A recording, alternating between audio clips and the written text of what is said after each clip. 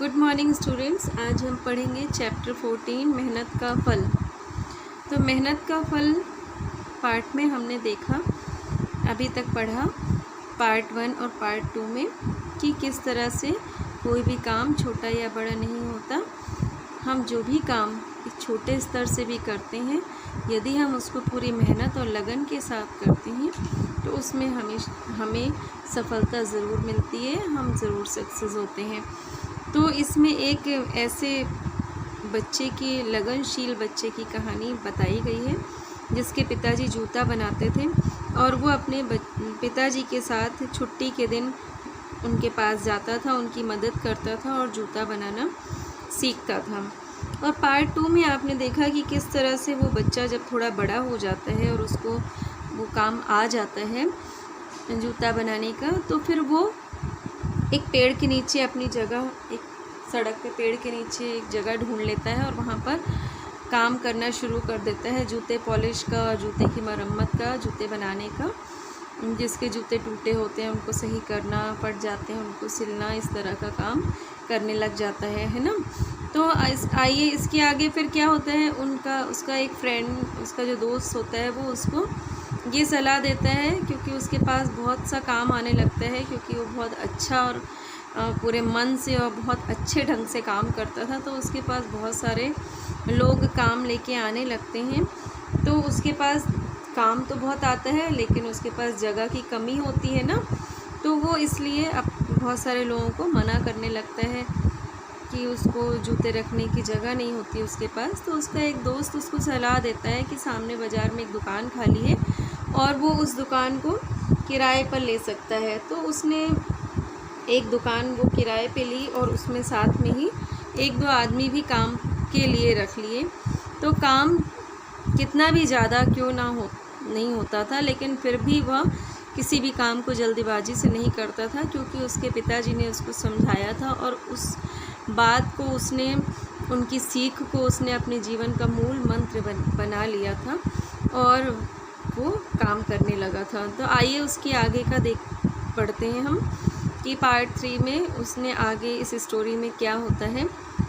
एक दिन उसकी माँ ने सलाह दी, बेटा तुम नए जूते क्यों नहीं बनाते? तुम्हारे बनाए जूते मजबूत होंगे, तुम्हारा काम अच्छा है, लोग तुम्हारे बनाए जूते खुशी खुशी खरीद लेंगे। लड़के के मन में माँ की ये बात बैठ गई। तो उसकी माँ ने जब उसको देखा कि वो रोज़ खाली जूते पॉलिश करता है और जूतों की मरम्मत करता है, तो उसकी माँ ने उसको समझाया कि बेटा तुम तो इतना अच्छा काम करते हो तो तुम जूते भी तो बना सकते हो, और अगर जूते बना के बेचोगे, तो उन्होंने ये सलाह इसलिए दी कि जूते बना के बेचने से उसका काम भी आगे बढ़ेगा और उसके पास पैसे भी ज़्यादा आएंगे, और उसके जूते, क्योंकि वो अच्छा काम करता है और अच्छे जूते बनाता है, तो लोग खुशी खुशी उसके जूते खरीदेंगे भी। तो ये बात उस लड़के ने माँ की इस बात को अपने मन में बैठा लिया और वो मन ही मन ये बात सोचने लगा है ना कि हाँ मुझे ये काम करना चाहिए। तो अपनी थोड़ी सी जमा पूंजी से उसने वहीं दुकान पर छोटा सा कारखाना लगा लिया। तो उसने क्या किया, उसी दुकान में एक छोटा सा कारखाना लगा लिया उसने, और वो वहाँ पर जूते बनाने का काम करने लगा। उसकी लगन, ईमानदारी और मेहनत के कारण उसके जूतों की प्रसिद्धि बढ़ती चली गई। तो वो इतनी ईमानदारी और मेहनती था और मेहनत से काम करता था और लगन से काम करता था, और अच्छा भी करता था बहुत ढंग से। तो इसलिए उसके जूतों की जो प्रसिद्धि थी, मतलब जूतों के बारे में लोग जानने लगे। एक ने ख़रीदा, फिर उसने और लोगों से तारीफ़ करी, फिर और लोगों ने ख़रीदा। इस तरह से उसको बहुत सारे लोग जानने लगे और उसके पास बहुत सारे कस्टमर बढ़ गए, उसके पास बहुत सारे लोग आने लगे, है ना। जैसे जैसे लड़का बड़ा होता गया, वैसे वैसे उसके कारखाने की संख्या भी बढ़ती गई, और जैसे जैसे वो बच्चा बड़ा होता गया, वो लड़का, वैसे वैसे उसने एक कारखाने से एक और कारखाना लगाया, फिर एक और बढ़ाया। ऐसे करके उसका काम बढ़ता चला गया और वो अपने कारखाने भी बढ़ाता चला गया, उसका व्यापार भी बढ़ता गया, क्योंकि वो बहुत मेहनत और लगन से और पूरी ईमानदारी के साथ और बहुत ही अच्छे ढंग से काम करता था ना। उसके जूतों को उसी के नाम से जानने लगे, लोग उसके जूतों को उसके नाम से जानने लगे। पता है आपको, क्योंकि वो इतना अच्छा काम करता था कि उसके जूते भी उसी के नाम से बिकने लगे। आप जानते हैं उस लड़के का क्या नाम था? आपको मैंने शुरुआत में बताया था, वैसे मैं फिर आपको बताती हूँ कि उस लड़के का क्या नाम था। बाटा। उस लड़के का नाम था, उसका नाम था बाटा, यानी थॉमस जे बाटा। पूरा उसका नाम था थॉमस जे बाटा।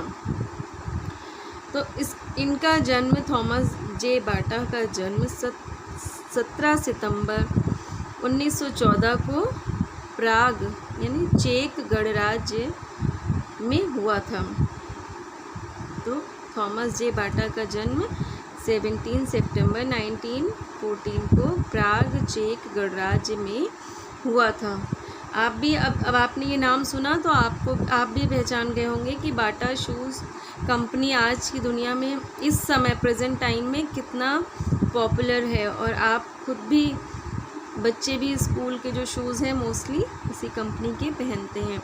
1925 से 1940 के बीच बाटा ने एशिया, दक्षिणी अमेरिका और अफ्रीका में बाटा के उत्पादों को बाज़ार में उतारा। तो इस सन के बीच में 1925 से 1940 के बीच में, ये जो टाइम ड्यूरेशन है इन दोनों के बीच में, उसमें बाटा ने एशिया और दक्षिणी अमेरिका और अफ्रीका में बाटा के उत्पादों यानी बाटा कारखानों में बनने वाले शूज़ या सैंडल्स, जो भी चीज़ें, वो धीरे धीरे सैंडल्स भी बनाने लगा और भी चीज़ें बनने लगी। तो उनसे जो कारखाने में उनके बनती थी उनको बाज़ार में उतारा, यानी मार्केट में उसको लॉन्च किया ना। बाटा की मृत्यु 1 सितंबर 2008 को 94 वर्ष की उम्र में हुई।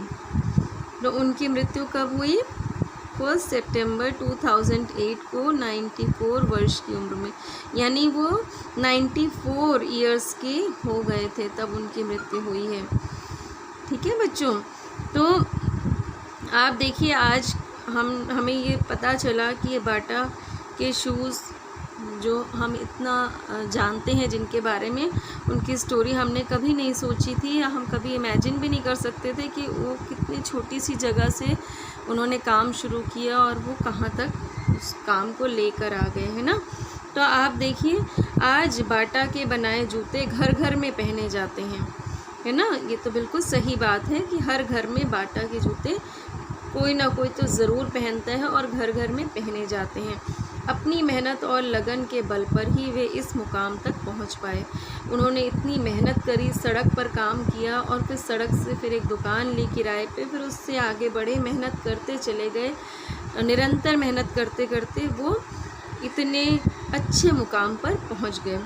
तो हम देखते हैं, या हमने इस स्टोरी से सीखा, इस कहानी से, कि किस तरह से अगर हम सच्ची मेहनत और लगन से कोई भी काम करते हैं तो हम बहुत अच्छे मुकाम पर पहुंचते हैं और हमें सफलता ज़रूर मिलती है। Okay students, thank you, good bye.